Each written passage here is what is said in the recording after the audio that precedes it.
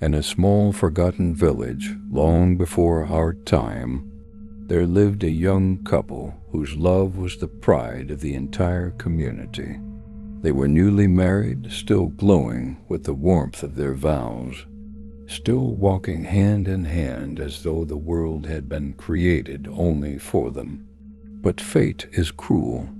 The young husband died suddenly taken before his time, leaving his bride a widow in the very spring of her youth. From the day of his burial, the young woman was never the same. She wept day and night, kneeling by his grave, her face pale, her eyes hollow from sleepless nights. The villagers warned her in hushed voices, "Do not mourn too much for the dead. Too much grief calls shadows to your door." But she did not listen. Her prayers grew more desperate, begging God, begging the night, begging anyone who would hear, bring him back to me. And then something answered. The first time it came softly. In the middle of the night, she heard a knock at her window. When she opened her eyes, there he was, her husband, standing in the pale moonlight. His smile was the same, his voice gentle. He asked her to let him in, and she, blinded by love and grief, opened the door. That night they lay together as man and wife, and for the first time since his death she felt peace. The second night he returned again. She said nothing to anyone, fearing they would call her mad. But her mother noticed her daughter's strange glow, her sudden quiet joy. On the third day, the old woman pressed her. "Daughter, what has happened to you? What secret are you hiding?" Finally, the girl confessed in a trembling whisper. "He comes to me, Mother. My husband. He comes at night. He leaves only at dawn." Her mother's face grew pale. She was wise, and she knew the signs. She shook her daughter's shoulders, whispering urgently, "That is no husband of yours. That is no man at all. It is the unclean one come to steal your soul. If you let him stay, he will drag you with him to the grave." That night, when the knock came again, the daughter hesitated. But love won over fear, and once more she opened the door. They walked together in the moonlight, his hand cold as stone in hers. As the moon shifted, its light fell fully upon his face, and she saw the truth. Half his flesh was rotting, peeling from the bone. One eye was nothing but a hollow socket, and his smile was no longer tender, but twisted, hungry.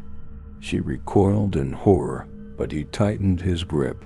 His voice was no longer the voice of her beloved. It was a rasp, a growl from the grave. "At last you will be mine forever." He pulled her toward the cemetery, toward his grave. She fought, screaming, but his strength was inhuman. Her feet dragged through the dust as he whispered, "You will not escape me again." As they neared the grave, his hand tore against her chest, and in the struggle, a necklace broke loose beads scattering into the night.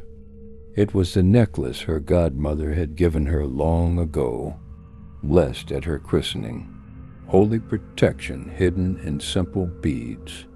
The revenant stooped to snatch them, snarling, trying to gather them with his bony fingers. But as he touched them, they slipped through his grasp like burning coals. And then it came, the first cry of the rooster. The sound split the night, and at once the creature shrieked.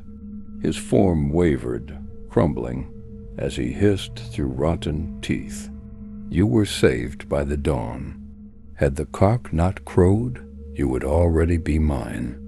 And with that he vanished into the mist, leaving only the echo of his curse. The girl collapsed, trembling, her necklace scattered across the earth. When she stumbled home at dawn, her mother was waiting. They went to the village wise woman, who listened carefully and nodded gravely. "Your grief was your undoing," the old woman said. "It was not your husband who came to you, but a demon drawn by your tears. You called him with your longing and nearly paid with your soul. Remember this: too much mourning for the dead opens the door for the unclean."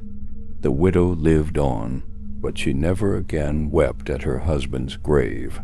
The beads of her necklace were gathered, re-threaded, and kept always close to her heart, not only as a memory of love, but as the charm that had saved her life.